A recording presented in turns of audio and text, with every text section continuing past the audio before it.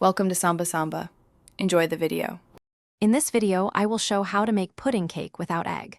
Creating a delicious, moist pudding cake without eggs is simpler than you might think.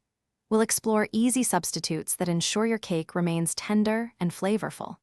This method is perfect for anyone with dietary restrictions or when you're simply out of eggs.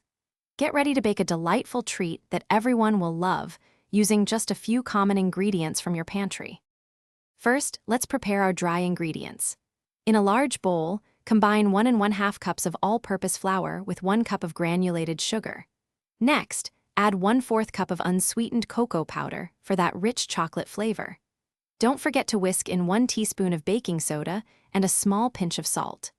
Thoroughly mix these dry components together until they are well combined and uniform, ensuring a perfect base for your delicious cake.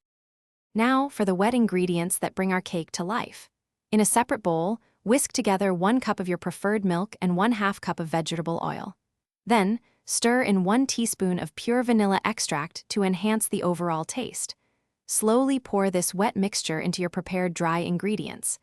Gently fold everything together until just combined. Be careful not to overmix, as this can lead to a tough cake. A few lumps are perfectly fine. Finally, it's time to bake your wonderful creation. Pour the smooth batter into a greased 8-inch round baking pan. Place it in a preheated oven at 350 degrees Fahrenheit and bake for approximately 30 to 35 minutes.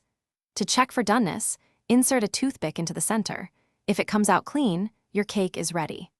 Allow the cake to cool completely before generously spreading your favorite prepared pudding over the top for a truly delightful finish. Thanks for watching. Consider subscribing if we helped you.